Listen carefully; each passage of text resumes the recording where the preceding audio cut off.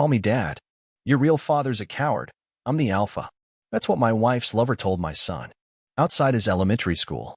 In broad daylight. With other parents and kids walking past like it was just another Tuesday. My son, Ethan, stood there clutching his backpack, confused. The same backpack I picked out with him a month ago. Blue, with little dinosaurs on it. I remember how happy he was trying it on, looking at himself in the mirror like it made him invincible. But now he just looked lost. I was parked across the street, engine off, windows slightly down. I wasn't supposed to be there. Natalie told me she'd pick him up. She was working late, again, some nonsense about back-to-back meetings. I'd heard that lie too many times to count. Something felt off lately. Her phone was always on silent. She started hiding in the bathroom with it. Even changed her passcode last week. Red flags were flapping in my face like a damn parade. So I followed her. But she never showed up to the school. He did. Tall. Smug. That perfect trim beard and mirror-polished aviators. He pulled up in a matte black Dodge Charger with custom rims. The kind of car that screams, I need to overcompensate for something. The kind of car you don't just drive to pick up a kid unless you're trying to make a statement. He stepped out of the car like he owned the world, leaned on the door casually, and called out to Ethan with a big fake smile. Hey, little man. Ready to hang with the cool guy today? I watched as Ethan hesitated. His eyes searched for his mom, confused. Then, trusting like all kids do, he slowly walked toward the guy. And that's when it happened. The man bent down, eye level with my son, and said it like he was offering candy. Call me Dad. Your real father's a coward. I'm the alpha. My grip tightened on the steering wheel until my knuckles turned white. Something hot shot through my chest. It wasn't just anger, it was humiliation, rage, and a deep, slicing betrayal all twisted into one. I could have stepped out. I could have charged across the street and knocked every tooth out of that smug bastard's mouth. But I didn't. Because this wasn't going to be solved with fists. This needed precision. I pulled out my phone. Hit record. Ethan looked up at him. My real dad loves me, he said quietly. God, I could barely breathe when I heard that. My boy. My son. Still believing in me, even while this guy tried to erase me from his life with 5 stupid words. The man just chuckled and patted Ethan on the head like he was petting a dog. And then Natalie showed up. She came strutting across the parking lot like she was walking a damn runway. Tight white dress. Sunglasses. Heels clicking. Not a trace of shame. She kissed him. Right there. In front of our son. And then they all got in the car and drove off. I didn't follow. Not yet. I sat there. Shaking. Breathing like I'd just finished a sprint. My heart wasn't just broken. It was set on fire. And in that exact moment, I made a decision. This wasn't going to be one of those stories where the husband cries himself to sleep while his wife builds a new life with a better-looking guy. No. She didn't know that I'd already planted a tracker in that Charger's bumper last week. Didn't know I'd been recording her phone calls for days. Didn't know I'd been waiting for her to slip up. Didn't know I'd already spoken to someone at the FBI about Blake Reynolds, Officer Alpha himself. She thought I was a coward. She was about to find out how dangerous a coward can be when he has nothing left to lose.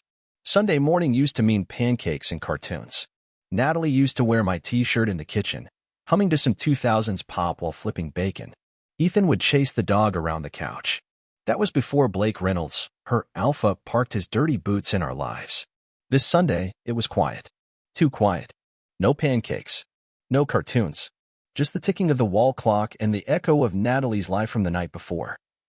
I have an early meeting tomorrow, babe. I'll be gone by 8. But she wasn't at a meeting. She was at Blake's. How do I know? Because I followed her. I'd installed a discreet tracker under her bumper and a microphone under her dashboard. Call it paranoia, call it justice, I call it survival. A man knows when his kingdom is under siege. And mine had been burning from the inside out. She left the house at 7:52 a.m. dressed like a corporate angel, buttoned-up white blouse, high-waisted black skirt, hair in a tight bun, heels clicking like gunshots across our wooden floor. She didn't even kiss Ethan goodbye. Just whispered something into her phone and left. I waited 5 minutes. Then I followed. She didn't go to the firm's downtown office. She took a left at the intersection, then a right, and another right, towards the suburbs. Towards the part of town where cops with shiny badges and dark secrets live in 2-story homes with perfect hedges and invisible sins. She parked in front of his house. He came out shirtless, smiling. That same smirk he wore at the school. She leapt into his arms. Leapt? Like she was 22 again. Like I hadn't just paid for her new car, or fixed the dishwasher at midnight, or tucked our son into bed for the last 7 years. I took photos, snapped each second of her betrayal like I was building a case, and I had a folder on my laptop now titled Natalie, Evidence. It was filling up fast. They went inside. I stayed in the car. Waited. The tracker said she didn't move for the next 2 hours. The mic picked up only muffled laughter and occasional moans. I didn't need to hear more. I already knew. I'd known for weeks. But this was different. This was final. Around 11:30, they came back out. She looked rejuvenated. Her hair messy now. Buttons undone. Blake kissed her again before she got into her car. I tailed her back home, careful, unseen. She walked in through the front door like nothing had happened. Meeting ran long, she said, tossing her purse on the table. What did you and Ethan do? I looked at her. Really looked. Lipstick smudged, hickey under her jaw, badly hidden with makeup. I almost laughed. But I didn't. Not yet. Instead, I smiled. Just watched some cartoons. Want lunch? She nodded. Something light. I'm not that hungry. I bet you're not. She disappeared into the shower. I stood in the kitchen, hand on the fridge door, heart pounding like a drum. That's when Ethan walked in. Dad? He asked softly, holding his dinosaur. Yeah, buddy? That guy from school. He told me to call him Dad. My throat closed up. I knelt in front of him, trying to find words that didn't feel like poison. You only have one dad, I whispered. That's me. No matter what anyone says. He nodded and hugged me. Tight. Like he could feel I was breaking inside. I hugged him back. And that was the moment I knew. This wasn't just about betrayal anymore. This was war. That night, I couldn't sleep. I lay next to Natalie, her back turned to me like I was just some stranger who happened to rent the other half of the bed. She slept like a baby. Peacefully. Like she didn't just murder the man who used to believe in her. I stared at the ceiling, counting every inhale she took. My hands itched. My jaw clenched. And my heart? My heart was a minefield. But I waited. I needed the right moment. It came 2 days later. She was making dinner, chicken Alfredo, her I'm a good wife special. She always cooked that when she wanted to feel like she still played the role. Ethan was upstairs. I told him to keep his headphones on. He'd already heard enough. Natalie, I said, calm, like I wasn't about to burn the world down. We need to talk. She turned, spatula in hand, annoyed. Now. Yeah, now. She sighed dramatically, wiped her hands on a towel, and leaned against the counter. What is it? I dropped the folder on the table. Thick. Stuffed with photos, printed messages, GPS logs, and timestamps. I labeled the cover in big red letters. Your alpha files. She blinked. What is this? Go ahead. Flip through it. She opened it. Saw the first photo of her, kissing Blake in his driveway, leg up like some teenage rom-com. Then another, her sneaking out of work early. Then a message, can't wait to feel you again, Alpha. He's so boring. Her expression barely changed. A small twitch in the corner of her mouth. That was all. You followed me? She asked, coldly. No, Natalie. I investigated you. She looked back down at the folder and let out a laugh. A full, mocking laugh. You're insane, she said, shaking her head. Like, this is next level psycho. Oh, I'm the psycho. I snapped. You brought a cop into our son's life and told him to call that piece of trash Dad. You don't get to play the victim. She folded her arms. You were never there for me. You were always working, always tired. I needed attention, Darren. You think being a provider makes you a man? You think it makes you a husband? I think being loyal does, I growled. I think protecting your family does. She stepped closer, eyes burning now. You didn't protect me from boredom. You didn't protect me from feeling invisible. That's when I realized. She wasn't sorry. Not even a little. This wasn't guilt.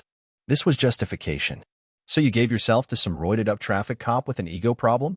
At least he makes me feel alive, she hissed. I stood still. The air between us was electric, charged with years of lies, disappointment, and the kind of rage that only comes from betrayal. Then she said the worst thing yet. Maybe if you were more of a man, I wouldn't need an alpha. That hit me harder than anything Blake could have ever done. I took a deep breath. You know what? I said quietly. Keep him. Keep the alpha. But know this. I left something in his car. Something the FBI is going to love. Her smirk twitched. You're bluffing. Am I? I pulled out my phone. Hit play. A recording. Blake's voice. Talking about his extra cash gig, running undocumented favors for gang affiliates, tweaking reports, turning a blind eye for a price. Her face turned pale. You recorded him? I did more than that. I sent it to someone. Someone who doesn't wear a badge but puts people like him in cages. She looked like she might throw up. I told you this wasn't over, I said, backing away. But it will be soon. And not the way you think. And with that, I walked upstairs. Ethan was already asleep. I sat beside him, brushing his hair from his forehead. I wasn't sure what tomorrow would bring, but I knew one thing for damn sure. She wouldn't be calling anyone Alpha for much longer. The next morning felt different. Natalie didn't come out of the bedroom. She locked herself inside. I could hear her pacing, whispering frantically on the phone. Probably trying to warn Officer Alpha.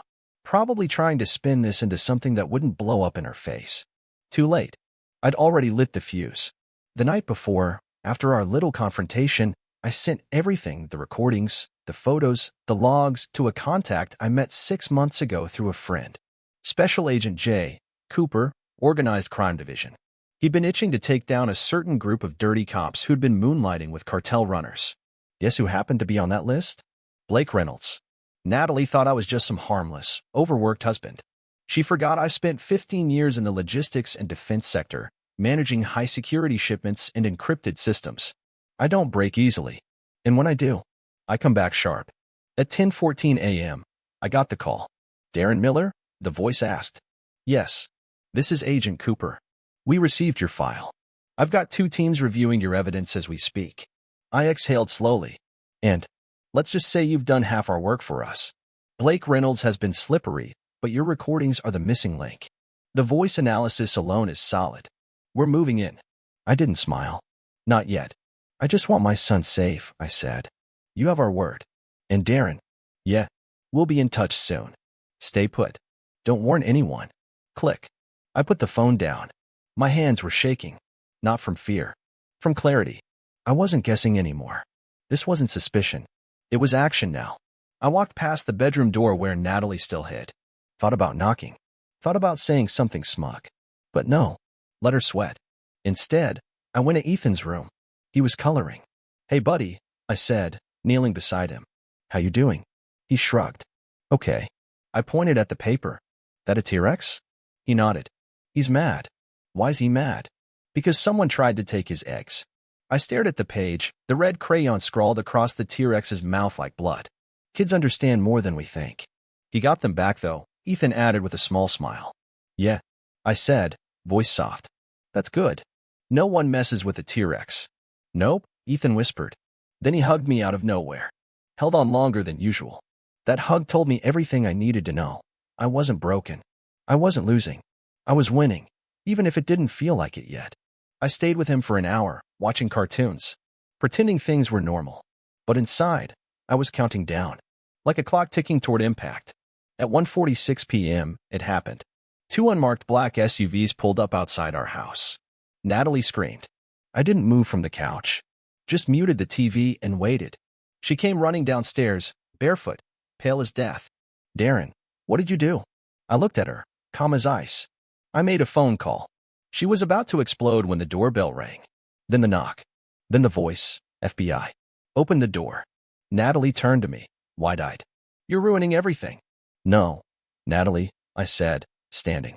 You already did that. I opened the door and let justice in. 2 agents stepped inside. Where is Blake Reynolds? One asked. Probably on his way here, I replied. And right on cue, like a bad movie script, Blake's Charger came roaring up the street. He stepped out, cocky as ever, until he saw the agents. The smirk dropped. Guns drawn. Cuffs clicked. It was over in under a minute. As they walked him past me, Blake locked eyes with me and spat. You're dead. I smiled. You already lost. He was stuffed into the SUV. Natalie stood frozen, trembling. Darren, I raised my hand. Save it. The only thing you're explaining now is to your son, when he asks why his new dad is in handcuffs on TV. And I walked away. But this wasn't the end. It was just the beginning. Natalie tried to play innocent after the arrest. She stayed quiet for a few hours, probably hoping I'd calm down, that the storm had passed. But I wasn't calm. I wasn't storming either. I was something far more dangerous. I was done. Around 6 p.m., she came into the living room. No makeup. No jewelry. dressed in one of my old hoodies, like she thought wrapping herself in my clothes would erase everything. It didn't. I didn't know he was involved in anything illegal, she said softly. I didn't even look at her. You knew exactly what he was. I didn't, she insisted. He told me he was clean, that he was different. And you believed him? Over your husband? She flinched. I turned to face her. Let me guess, he told you I was boring, weak, safe. You didn't want a man who came home every night. You wanted danger. That's what this was, wasn't it? A thrill. Natalie didn't answer. That silence was all the confession I needed. You brought him into our son's life, I said through clenched teeth. You let him hold Ethan's hand. You let him say, call me dad. You handed over our child to a criminal. She started crying. I didn't care. You lied to me for months, I said. Covered up your affair with fake meetings, girls' nights, headaches. You destroyed our family one lie at a time. And now you want pity? Her tears turned to rage. Oh, so now you're the victim, she snapped. I was miserable, Darren. You were a ghost. You think working long hours and paying bills makes you husband of the year? You didn't see me. You didn't touch me. I was dying inside. You could have talked to me, I said coldly. But you chose to screw a cop instead. She scoffed. He made me feel wanted. Like a woman again. He gave me attention. Passion. I laughed bitterly. Yeah, and now he's giving a statement to the FBI. Her face twisted. I stepped closer. You know what's worse than betrayal? Watching someone smile at you every day while they're stabbing you in the back. Watching them kiss your son goodnight after being in someone else's bed. That's who you are now. Don't you dare talk to me like that, she hissed. You think you're better than me? You're pathetic. You're just a bitter little man who got outplayed. There it was. Her real face. No tears. No shame. Just pure venom. I nodded slowly. Okay. Then let's play for real. She looked confused. I pulled out a manila envelope from the drawer. Divorce papers, I said. Already signed. Custody petition, too. I've got enough to make sure you never get full rights to Ethan. You can't do that, she shouted. I'm his mother. And I'm his father. The one who stayed. The one who didn't feed him lies. You think any judge is going to give full custody to the woman who let her criminal boyfriend call himself the kid's dad? Go ahead. Try me. She went quiet. Jaw clenched. I kept going. I also froze the joint account. Transferred the savings into a trust for Ethan. You don't get to touch a dime. You've already taken enough. Natalie stared at me like she didn't recognize me anymore. Good. I'd spent years being her safety net. Her fallback. Her quiet, stable husband. She thought I'd never stand up. But she forgot something. A man only lets himself get betrayed once. Then he becomes someone else. She didn't speak to me for the next 2 days.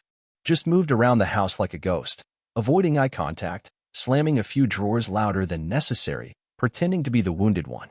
It was all performance. She started calling her friends in hushed voices, trying to spin a new version of the story. I heard her whispering through the bathroom door. He ambushed me. He's trying to take Ethan away. I didn't know Blake was dirty. Lies, lies, and more lies. She couldn't survive without them. But something had changed, and she knew it. I wasn't reacting anymore. I didn't shout. I didn't beg. I didn't ask why. I just moved forward like she didn't matter. Because she didn't. Not anymore. On the 3rd day, she snapped. I came home from picking up Ethan from school. She was standing in the hallway, hands on hips, nostrils flaring. You think you're going to win this? She spat. I put down Ethan's backpack and calmly told him to go play. He ran off without a word. Even he could feel the shift in the air. I don't think, I said. I know. She stepped in close, like she wanted to intimidate me. I'll fight for my son. You won't get full custody. You're delusional. No, Natalie, I said, staring her dead in the eyes. I'm just not stupid anymore. She smiled, one of those poisonous grins that used to work when she was trying to get her way. You think you're some kind of hero now? You think you've won just because Blake got arrested? I didn't win because he got arrested, I said. I won the moment you exposed yourself for who you really are. Oh, please, she scoffed. Like you were some amazing husband. You were dull. Predictable. I wanted a man, not a calendar. I raised an eyebrow. So you wanted someone who breaks the law, manipulates a child, and talks about being alpha while helping cartels? That's your idea of a real man. She faltered for a second. Just long enough. You were nothing but a parasite in this marriage, I continued. Leeching off my time, my loyalty, my patience. And for what? A cheap thrill with a badge and a shiny car. She slapped me. Hard. The room went still. Even the air stopped moving. I didn't raise a hand. I didn't flinch. I just stood there and looked at her. Her chest was heaving, eyes wide. She expected a fight. She wanted one. But all I gave her was silence. That's when it broke her. "Say something," she screamed. "Yell at me. Do something." I turned and walked away. That, more than anything, shattered her illusion of control. That night, she cried again, loud enough for me to hear. Doors closed. Pillows muffling sobs. She wasn't crying for me, or Ethan. She was crying because the version of her life where she was in control had just died. The next morning, I served her the final blow. "I found us a lawyer," I said over coffee. "Mediation starts next week. You're staying in the guest room until then." She blinked. "You can't just—" "Oh, I can," I said flatly. "And I already did. I also changed the locks and notified your employer about your association with Blake. Might want to check your inbox." She turned white. "You bastard." "No," I said, finishing my coffee. "I'm a father, and I'm done letting snakes live under my roof." She didn't speak after that. Just walked away, her footsteps small for once. Quiet. Like even the floor was done respecting her. She wasn't the storm anymore. She was just the aftermath. By the time mediation day arrived, Natalie had gone from angry to desperate. She showed up in a beige cardigan and fake tears, dragging some cheap lawyer who looked like he hadn't even read the file. I came with a calm demeanor and a thick binder labeled custody evidence. I didn't raise my voice once. I didn't need to. The facts did the talking. I handed over everything.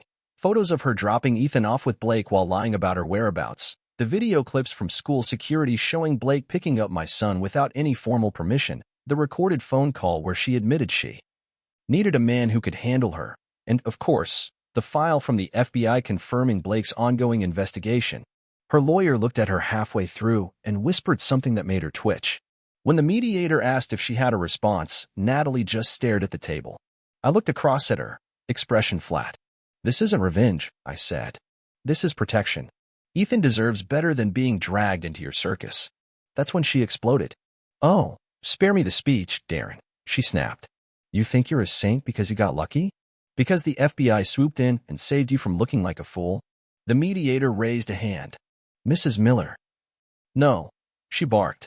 "Let me talk. This man has been emotionally absent for years. Years. I was alone, miserable, invisible. And your solution was what?" I cut in coldly. "To let a criminal become your son's father figure?" She laughed, hollow and sharp. "You were never really there, Darren. You just played house. Blake made me feel like I mattered." "You mattered," I said. "You just didn't respect it." The room went quiet again. I could see it clear as day now. She didn't regret the affair, or the lies, or dragging our son into it. She regretted getting caught. She regretted losing control. We broke for lunch. Outside, her lawyer pulled her aside and whispered furiously. She kept glancing at me, as if still trying to find a crack. But there were none left. The Darren she once toyed with was dead. After mediation, I took Ethan for ice cream. We sat by the lake, quiet at first, just watching ducks wobble along the shoreline. Then he asked, "Is Mom going away?" My heart clenched. "No, buddy," I said. "But we won't all live in the same house anymore." He nodded slowly. "Is it because of the bad man?" I stared at the water, forcing my voice not to break. "Partly. But mostly because grown-ups make choices. Some good. Some really, really bad." He didn't cry. He just leaned against me. And that broke me more than any of Natalie's betrayal ever could. That night, I got a text from her. "You'll regret this. I'll make sure of it." No apology. No reflection. Just more venom. So I screenshotted the message, forwarded it to my lawyer, then blocked her. The next morning, I changed Ethan's school pickup password and added an alert system to our front door camera. I wasn't taking any chances. Natalie was unraveling. I could feel it. But I wasn't scared anymore. I was prepared. I was finally the man Ethan needed me to be. And Natalie? She was just another broken soul trying to burn the world because she couldn't fix herself. But I wouldn't let her touch mine anymore. Not my son. Not my peace. Not ever again. The final hearing was on a rainy Thursday. The courtroom smelled like old carpet and stress. Natalie sat 2 tables away, dressed like she just stepped out of a Pinterest board titled Innocent Mother. Hair down, soft curls. Minimal makeup. Pale blouse. She was playing the long game, trying to look like the gentle victim of a cold, calculating husband. But her eyes gave her away. They weren't soft. They were sharp, watching everyone, measuring every reaction. Ethan was at home with my sister. I didn't want him near this part. He'd already seen too much. When the judge entered, Natalie straightened like a puppet being pulled by strings. Her lawyer cleared his throat. Mine sat beside me, calm, fingers steepled. Ready? We presented our case. Nothing fancy. Just the facts. The timeline. The betrayal. The danger she introduced into our child's life. She tried to spin it, crying, saying she was misled by Blake. That she had no idea he was dangerous. That I was cold and distant, and she was lonely. That she made a mistake, but it shouldn't cost her son. The judge didn't buy it. Neither did anyone else in the room. Her crocodile tears fell onto her blouse, and when she realized it wasn't working, she tried a different route.